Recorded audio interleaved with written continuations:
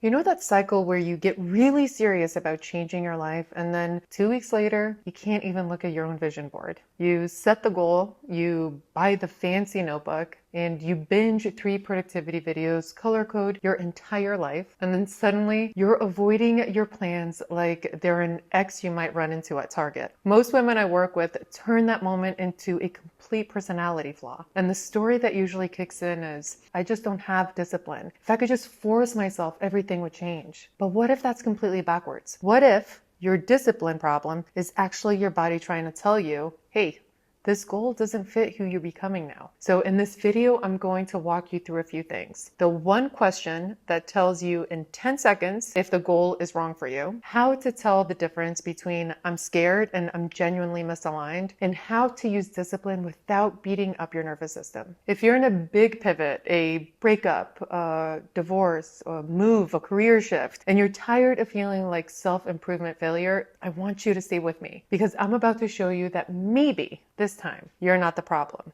Your goals are. Now let's zoom out for a second. New Year's, birthdays, breakups, any fresh start moment is like Groundhog Day for goals. You write some version of the same list every time. Eat cleaner, work out, grow the business, be more consistent, finally step into your potential. And you look at that list and there's this quick hit of hope, like, okay, this is the year I finally get my life together. And you go hard for a bit, and then real life happens. Grief hits, the kids need you, work gets super intense, your energy completely drops, and instead of pausing to ask, does this even make sense for the season I'm in right now? You automatically go straight to, I suck at this. I just don't have the willpower. So here's what I want you to consider. Your mind and body aren't randomly sabotaging you. They usually push back when something feels off, when a goal is coming from proving, performing, or keeping up instead of from who you're actually becoming right now in the present moment. And that's why the same goals keep reappearing. It's not because they're some sacred desires, but because they're familiar and socially approved. So I want to offer you a different question you can keep in your back pocket. What if nothing is wrong with my discipline and something is off with the story this goal is coming from? So let's put words into what you already feel in your body. All right, let's address force to start. Force is you trying to drag yourself through a life that doesn't actually fit. It can work, it does for a while. You can white knuckle almost anything for a season. And it sounds like saying yes while your whole body is screaming no. It looks like following a business or a wellness strategy you secretly hate just because everyone swears it works. And it often needs shame or panic to get you to move. It's that constant inner argument. I have to do this. If I don't, everything will fall apart. And you might hit some goals this way, but you're exhausted, you're resentful, and strangely disconnected from your own life. Now, alignment is different.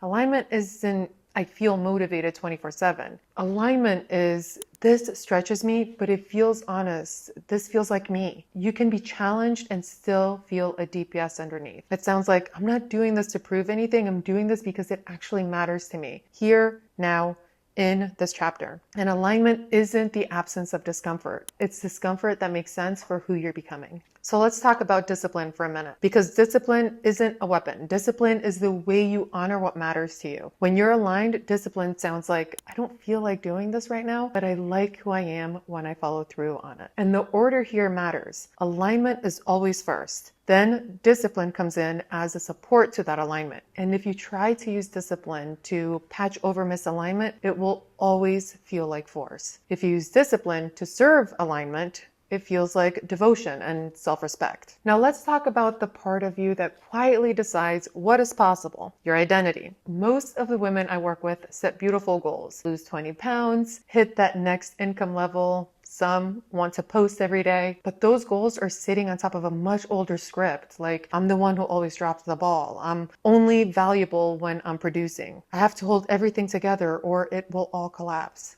If that's the identity, it doesn't matter how pretty the goal is. You'll either burn out trying to uphold that identity or sabotage it because it actually doesn't feel like you. So instead of only asking, what do I want to achieve this year? Try, who am I becoming in the season? Especially after a big pivot, a breakup, a relocation, a job change. That question becomes everything. Now, if you can take a deep breath, and picture yourself 6 to 12 months from now. Not a polished version of you, but an honest version of you. So as you picture that future version, I want you to ask her, I'm the kind of person who, and finish that sentence. I'm done tolerating, and name it. I trust myself too, even when it's uncomfortable. That future identity is the foundation. Your goals are just how she shows up in your day-to-day life. So let's go ahead and ground this in a real life example. So Maya had just gone through a breakup she didn't see coming. She was a new city, shared plans, a whole future in her mind, gone almost overnight. And you might have your own version of this, the I'll show you season after a breakup or a layoff. And her response was a total reinvention. She stacked her life with goals, a 5 a.m. alarm, 6 gym sessions a week, growing her side business, staying booked and busy every night, absolutely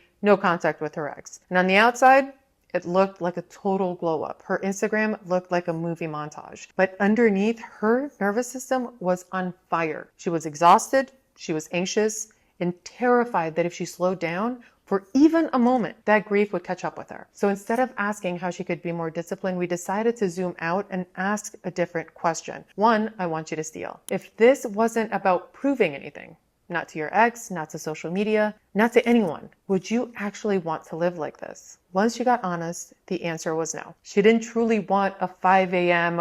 gym routine or a calendar packed so full she couldn't feel. What she wanted was to feel like herself again, to trust that she was okay on her own, and to build a life that felt like hers, not a performance. That's the moment her so-called discipline problem revealed itself as an alignment problem. She wasn't failing at her dream life. She was forcing herself through a life that didn't really match what she actually needed in that season. So from there, we shifted out of punishment mode and into identity. Who is she becoming right now after the plot twist? And for her, it looked like someone who doesn't abandon herself when things fall apart. It's someone who's anchored and self-respecting, even when plans change. Once that identity was clear, the goals changed shape. Instead of extreme rules, we picked small, honest actions that matched what she valued most in this moment. Emotional safety, real confidence, and peace. And that meant things like reaching for a supportive friend or her notes app when she felt like she was triggered instead of stalking her ex on social media. Choosing a couple of weekly actions that made her genuinely proud. A workout, a solo coffee date, maybe scheduling therapy, and actually acknowledging herself. Creating a simple wind down at night instead of falling asleep to her phone.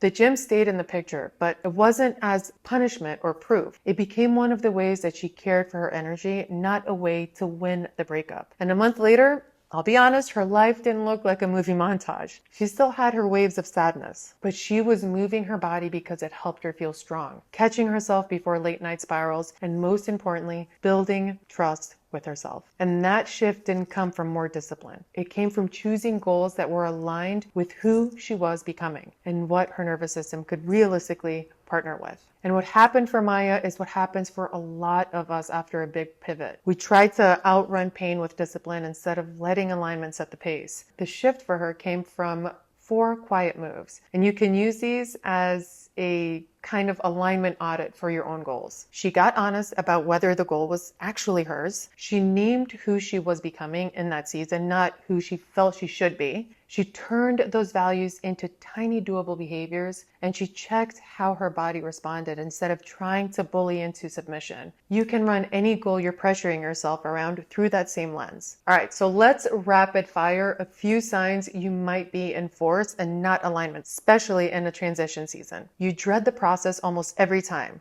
There's no deeper yes, just obligation. You're mostly doing it to prove something to an ex, to family, to people online, instead of because you actually want to do it. Your body has been whispering, I'm exhausted or I'm overwhelmed, and you keep ignoring it. Your life looks good on paper, but inside you feel flat, numb, and constantly on edge. If you see yourself in that, it doesn't automatically mean quit everything. Sometimes it simply means that this goal needs to be softened, simplified, or brought back into integrity with who you are right now. You get to ask, if I wasn't trying to impress anyone, how would I do this differently? What would this look like if I were kind and honest? If you've spent years calling yourself undisciplined, I want you to hear this. Change sticks when your goals match who you're actually becoming after the pivot. Your nervous system feels safe enough to come with you, and your discipline is there to support you, not punish you. So here's your invitation from this video. Pick one area where you feel like you're always dropping the ball, especially in the season you're in right now, and rewrite it as an identity. Right now, I'm becoming someone who, and finish that in a way that feels true.